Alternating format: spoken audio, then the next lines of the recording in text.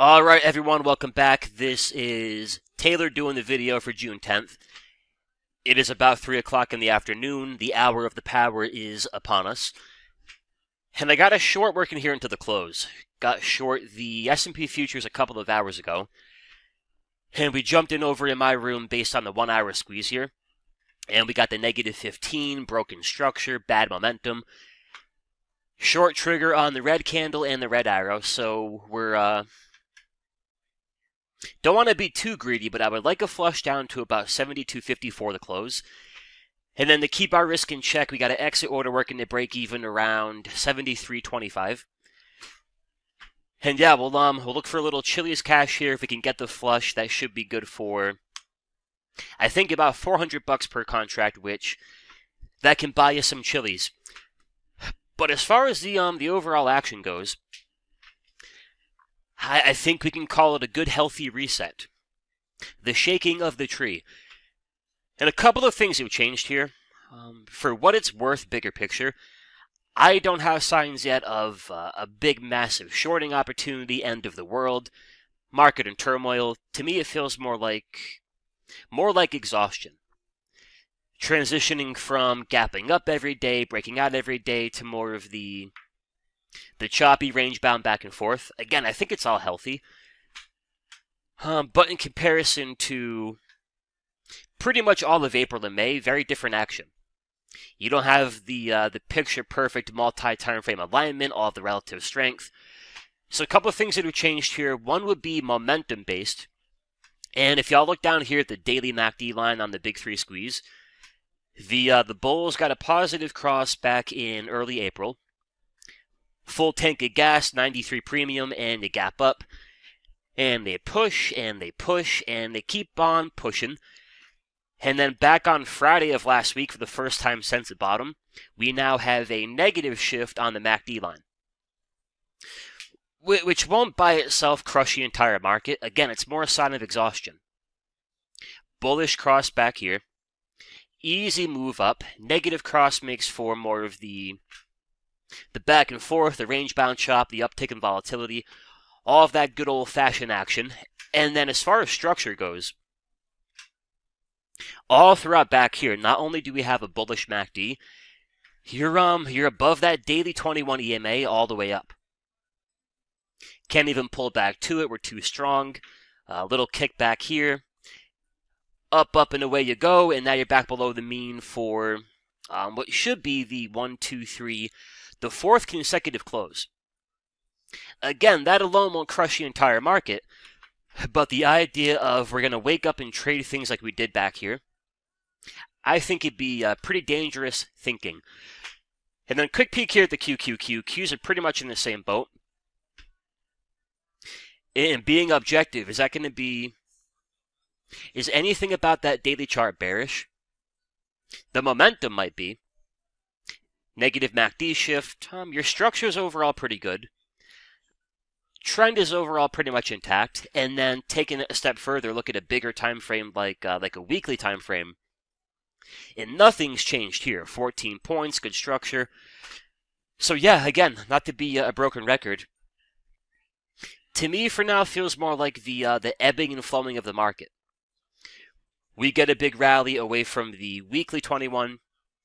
And to pull back towards it, you chop around for a bit. The beauty of the short-term chop, that can give you things like brand new 4-hour squeezes, brand new daily squeezes, all the things we love. For now, though, guys, I think it's more of a day trader's market, and that can be the benefit of the uptick in volatility. They can gap it up. You get the rejection. You get the big flush. Think back to the NQ from yesterday. We gap up.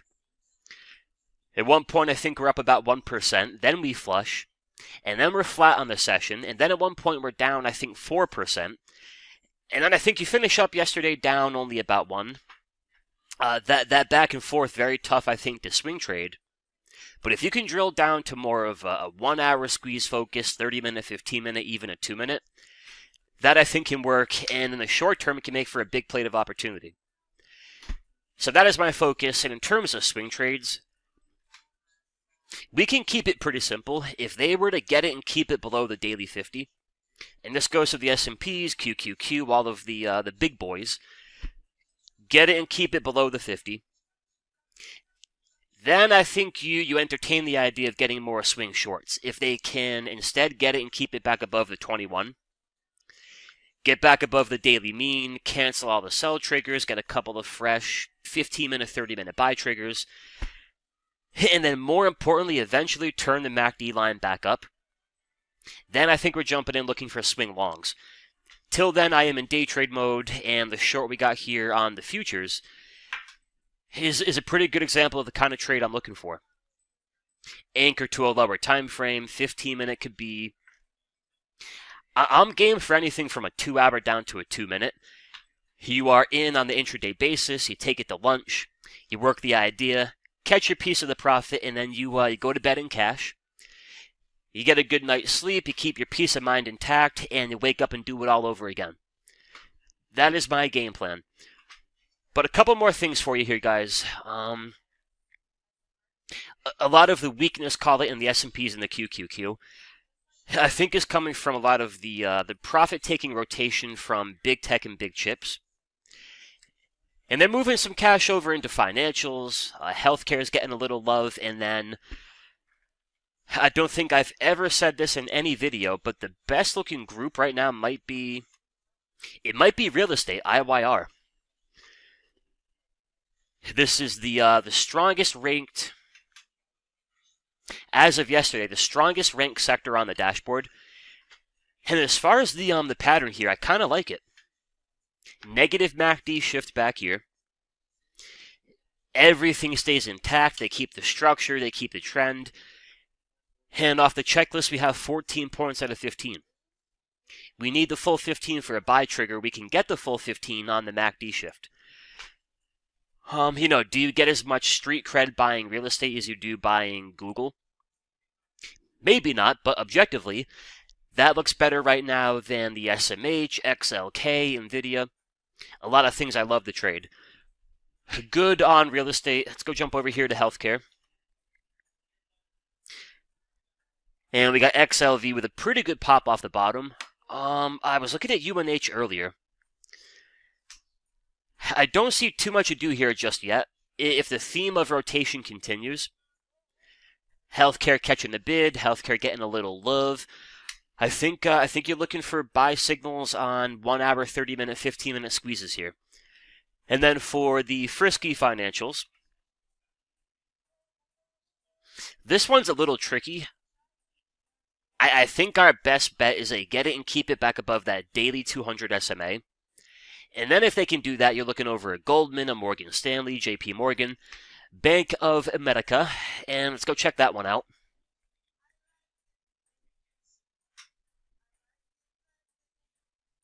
Like I said, they keep on rotating into a few of these ideas. Wake up in cash, look for a 5-minute squeeze and a buy trigger, 15-minute, 30-minute.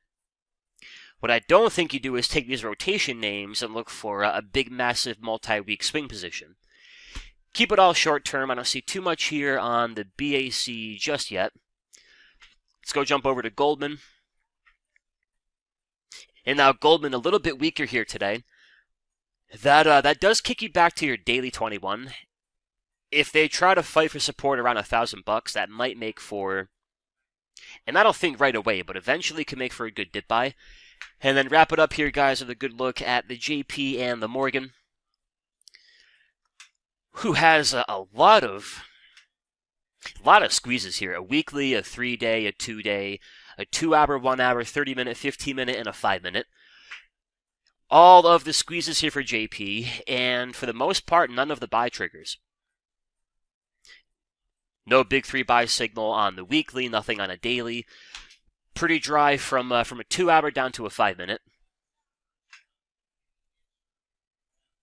And the bigger issue might be the fact that off the weekly squeeze, we have the structure for a breakout, we have the trend for a breakout, we do not have the momentum for a breakout.